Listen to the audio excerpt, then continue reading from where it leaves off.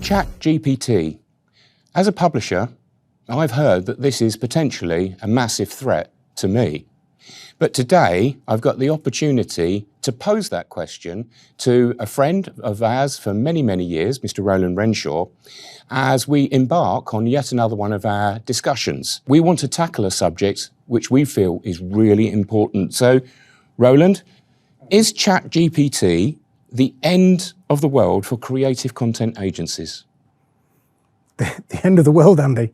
And do you mean the end of the world in the Terminator 2 sense of end of the world, as in Skynet has gone live and we should all be afraid for our lives? Or do you mean the end of the world in somebody who's gainfully employed writing technical copy then has a tool which apparently does your job for you and therefore puts your job at risk? It's an interesting question, isn't it? But if we look at it from the tool point of view, really, is it a threat? Okay, so from an agency point of view, I'm still scared about the end of the world. Okay. Can we loop back to that later?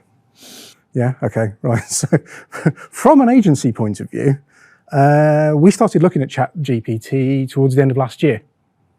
And it was one among a lot of other interesting AI projects. Now, some of the big automation vendors that we both work with on a daily basis have AI offerings. Just to pick one at random, IBM Watson has been online. It's been commercially available for a number of years now. So what's different? Why suddenly is AI a threat? And this is about understanding what an AI is, as in it's a computational ability, and what an interface with an AI is. So you're an interface with you, the Andy Quenault, which I'm talking to. ChatGPT is a human conversationally based interface with an AI. Okay. ChatGPT, though, being specific here, yes. How fast is it growing? What's the proliferation of this?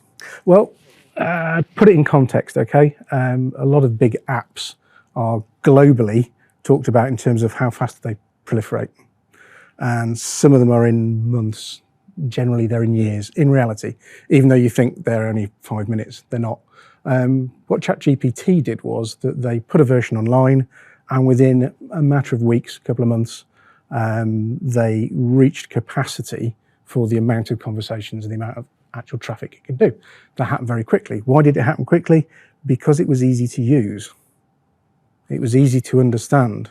You just ask it a question. Now, in terms of proliferation, it got very busy very quickly. In terms of commercial proliferation, they said, and this happened while I was sat at my desk, there was a message went out and said, there's a premium version. It's available at $20 a month. We'll have to check. You can look it up, how many users they set the bar at $20 a month. A couple of million, something like that. Now, it took about 3 hours, I think, to go from a message that landed on my computer to say, hey, Mr. Renshaw, if you want to continue using this tool, better give us $20 a month. And I was like, oh, okay. I pressed the button. 40 minutes later, there were no more places left. Right. It's pretty serious, isn't it? Really. Let's get back to the end of the world. Mm-hmm. There is fear. There is a lot of concern about this. So what could it do? Well, if you're going to talk about AI in general and ChatGPT as a resource for lots of people to ask similar questions and get answers based on some content you've given it. Now, ChatGPT, I don't know whether the audience is aware, but in terms of an AI interface such as that, you have to teach it things. So it's not born with all the knowledge in the world. So what they did was they said, okay, you've got access to the internet up to a period during 2021. So it can kind of do that thing you see in the sci-fi movies, where it sits there and reads everything. So it knows everything, does it? And at that point, they started a conversation. And a lot like those old 80s chess games where they had to teach the computer how to play chess so that you could beat Garry Kasparov. You have to teach the interface how to talk. Now, the difference here is there's a lot of power behind it. And there's some really clever algorithms, and the AI part of that is much more advanced. So the way it accesses the AI, gets the information off and comes backwards and forwards, the transactional part of what that does, not to get too boring, is much better. And what that means is you can have lots and lots and lots of conversations all at the same time. It also means you can load, I don't know, 20,000 words of, or no, probably not that many, I think there's a limit to it, a couple of thousand words of research onto it and say, write me an essay. Right. And it will. And because it's conversational based, and because it's learned from a really dedicated bunch of humans who taught it how to respond, it responds like a human. But how good is it? How good a human is it? Now, we kind of looked at it and we started and we go for the premium version. We've got several technical writers in the business and they do use it as a tool. We use it for writing summaries of things that we've already written. And we use it for writing web descriptions, which is effectively a robot writing something for another robot, because you're only writing for a search engine optimization tool anyhow. Right. And it's quite useful. What we also realized is it gets stuff wrong, like really completely wrong. But it's quite convincing when it gets wrong. So are you going to trust an AI interface to make really important life decisions for you? Do I need a heart operation? I'll ask ChatGPT. Yeah. Now, an example of how it can get it wrong. I was writing for the automotive article. I said, all right, well, I'll ask it an old question. Something it will definitely know because it was pre-2021. And I was referencing a Renault Clio. Do you remember the old advert with Nicole and Papa? I remember Nicole, yeah. What the question I asked was, which actress played Nicole in the 90s Renault Clio advert? And it came back and it gave me an answer. And I think it was Nicole Garcia. And I was like, oh, okay, that sounds convincing. And I'm tapping away and I'm tapping away. And something's bugging me because it said she was a 76-year-old actress. I'm thinking, I know we're both old. I mean, we are old. So I'm thinking, right, okay, Howard, 76, damn, I'm older than I thought. And I thought, hold on a minute, I will go back to a trusted source. I Googled it. It turns out it wasn't. It was a different actress whose name I can't remember. Not that I had a poster on my wall, but it was Estelle Skornick. That's amazing that you should know that specific fact quite so accurately. So I tapped back into ChatGPT. Are you sure it wasn't Estelle Skornick? And ChatGPT went, oh yeah, you're right, it was her.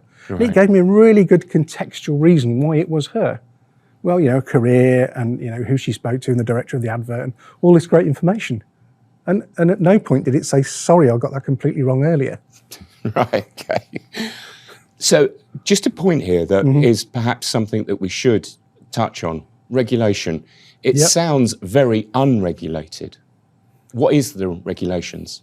There is no regulation at all. Right. There are some boundaries to what's going on. In order to have an AI, you've got to have an awful lot of processing power for it to be particularly effective. So if you think of the core of what's driving these things, now that might be IBM, it might be Mitsubishi, it might be Google, but in terms of the interface, ChatGPT, then that's part of the market. And that's what we need to look at. And that's where regulation is a thing. So you say, right, you've got these big commercial outfits, Isaac Asimov, iRobot, I should not harm people. I should not teach people how to make bombs. Yeah, good idea, don't do that. And if you can code that into an AI kernel that's driving these interfaces, then brilliant, let's give it some rules of engagement. Right. Now that limits what people can use it for bad things. Now you've got to be pretty smart at the moment to write something like ChatGPT, to write an interface. And you kind of need the permission of the AI owner to interface with it. Yeah. So there's inherent regulation in there. It's the size of it, it's the cost of it, it's the knowledge you need to do it. The regulation issue that's difficult is if you can ask something like ChatGPT and it's an open interface and you can ask it a question about how to do something very naughty and it tells you, how do you know? How do you regulate? So is this a reason then? Because we've got Elon Musk calling for the cessation of development in this sector. Yes. So is this integrated into what you've just said there?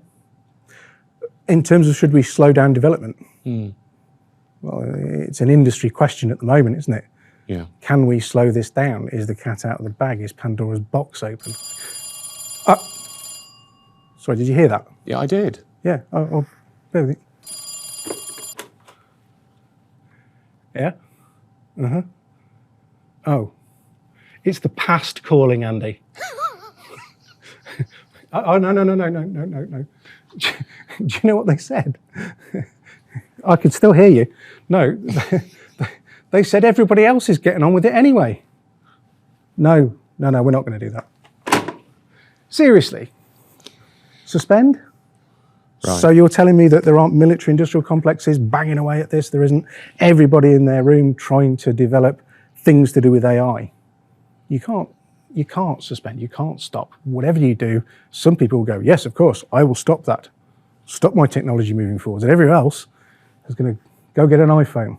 Yeah. So really, regulate, understand, let's get some kind of code of conduct, code of practice. Right. How does an AI work? How does it interface? How do you build interfaces with AIs and what are the limitations to them? Let's get some laws down. Let's get some regulation. Okay. There must be some recourse. Yeah, I think if anyone's been affected by the misuse of Bakelite in that last sketch, please do get in touch. Roland, Industry 4 was the next industrial revolution. What are you saying about AI? Now, I'm actually saying that Industry 4, love it or hate it, is a description of things that are going on. It's an amalgam of events. For me, it's not steam, it's not silicon, but I actually think it could be masking what is the next industrial revolution. And that was AI. Right. You've been talking about AI in the magazine for a long time. Yes. We've been writing about AI for a long time. I mean, crikey, we have a division within the group who produces marketing software, VX. We're already using AI and ChatGPT, in fact, to make web forms and interactions that are far more friendly, far more human, far easier. You know, we're bought in. We're there already. That's a pretty major statement. That's quite an important thing. I recorded a podcast a while ago, and the thing that I said at the time was that what was going to make it different was proliferation. You know, how fast was it going to happen? You know, steam spread out of 50, 100 years. Silicon, 20 years. And I actually said back then, when AI really hits home, it's going to proliferate in a matter of weeks. Wow. Turned out it was hours. Yeah, that's pretty major stuff. That's pretty major stuff. I think there's a lot in this, and I think there is a lot more that we could go into, and there's a lot of aspects of this which are going to develop and evolve. Really, when it boils down to it, the bottom line to all of this is that this is not a subject that any of us can choose to ignore. Certainly for myself as a publisher, it's going to have more impact. But there's some interesting points that Roland's brought out today.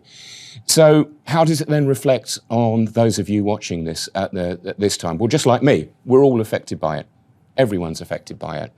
But it can be used as a positive tool. It could potentially be a threat. But the most important thing is to get an understanding of how we can best individually apply its usage. So I really appreciate the chance to once again do this. That's okay, Andy. I really appreciate the chance to talk to you about this subject. And if it's a subject that you'd like to talk about, then please get in contact. If you'd like to see how ChatGPT could work in your marketing activities, contact Roland and the team. They can help you and direct you on those points. But certainly, as a media publisher, it's something that I will be covering, will be discussing, and will be looking at very closely. Thanks ever so much for watching, and we look forward to seeing you on the next discussion. Thanks, Andy.